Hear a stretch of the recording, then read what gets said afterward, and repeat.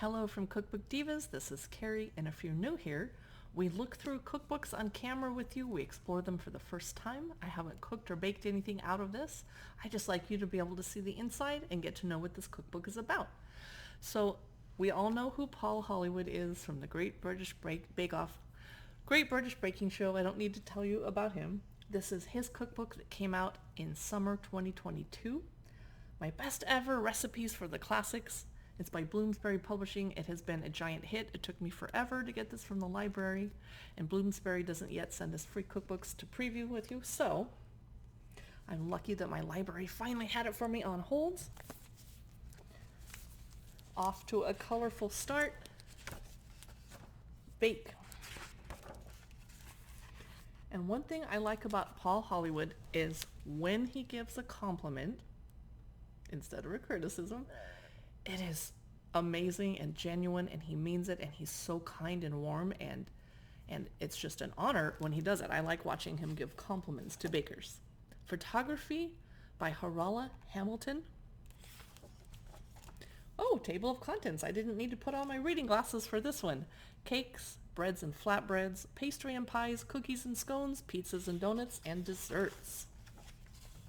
A passion for baking.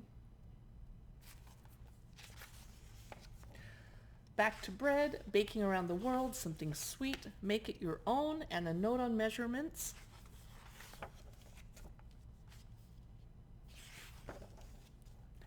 And right into chapter 1, cakes. He says, in the UK, we are very good at eating cake. I think all baking is nostalgic, but cake is probably the bake that instantly conjures up the most memories. From birthday cakes to bake sales, cakes tend to take you right back to being a kid. He's talking about when he worked in hotels. A good cake meant something that would go well with a cup of tea. Yes. First recipe of the book, chocolate orange banana bread. And actually the font is so big I can take these glasses off. The famous Victoria sandwich, which if you've watched the show, we're all familiar with those. Step-by-step photos, I love those. Sticky ginger loaf. Cherry cake, this would be the first thing I would bake out of this because I love cherries so much. Chocolate hazelnut torte.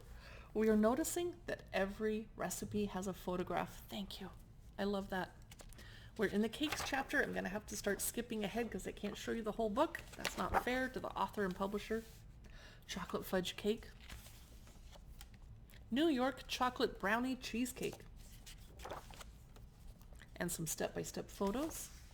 Love it. Very helpful. I learn better that way personally. How about you? Berry fruits cheesecake. Okay, we're going to skip ahead. Ooh, we're going to start skipping ahead a little bit. Chapter 2.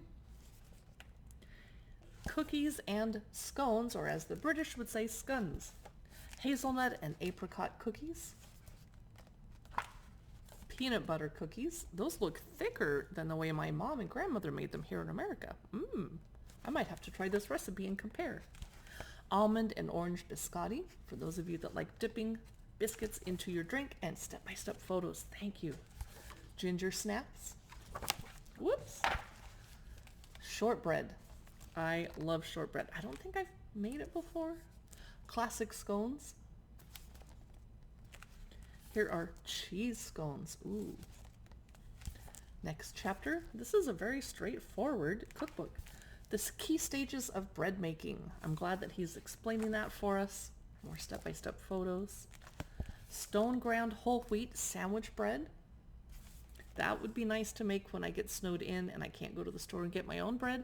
I end up baking bread, but it's not sandwich bread. So I'm curious to try this one. Baguettes. I've had a long battle to learn to make these. I'm still working on it. What I make is edible and delicious. It's not really a baguette. Okay, here is cheese and onion soda bread. I've never seen a recipe for that. Oh. Nice. Step-by-step photos. Thank you. English muffins. That would be fun to try to make at home and not just buy at the store too. I love that. Oh, is he making a... Oh, I see onions.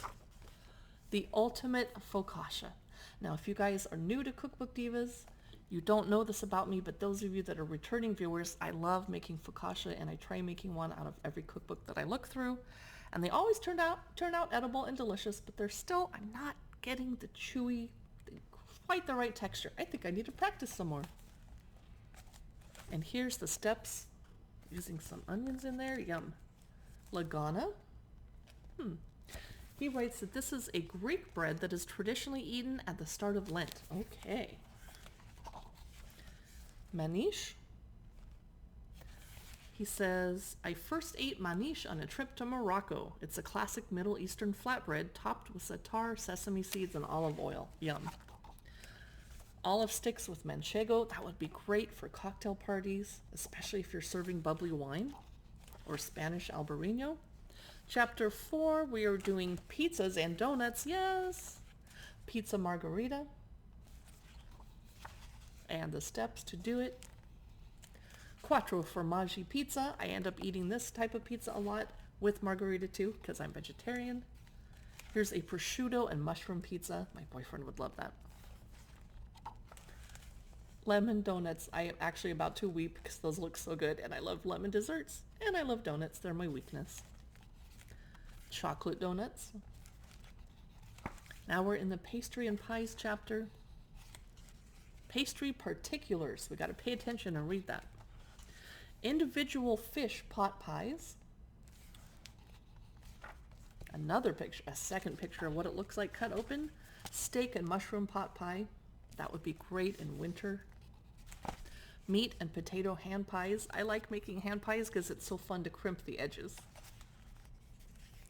And the ultimate sausage roll. Here's cheese and onion pasties. I always want to say pasties. That looks so good.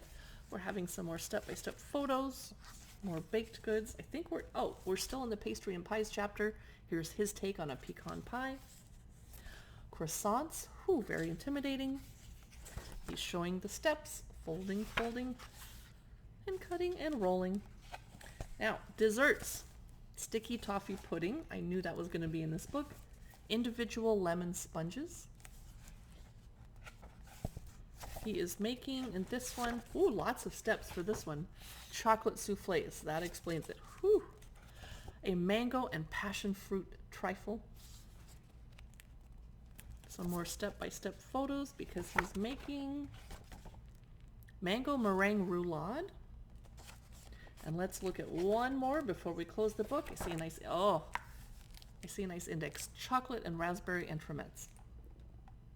I hope you enjoyed this brief look through of the Paul Hollywood Bake Cookbook. That is pretty amazing, and I'm going to try baking a couple of these while I still have this book. I have to return it to the library soon. I'm thinking, depending on what happens with the bake and reading the instructions and following them, I'm probably going to have to add this to my very large cookbook collection. Thanks so much for watching. Be sure to follow us on Instagram and Facebook if you like, at Cookbook Divas. Bye.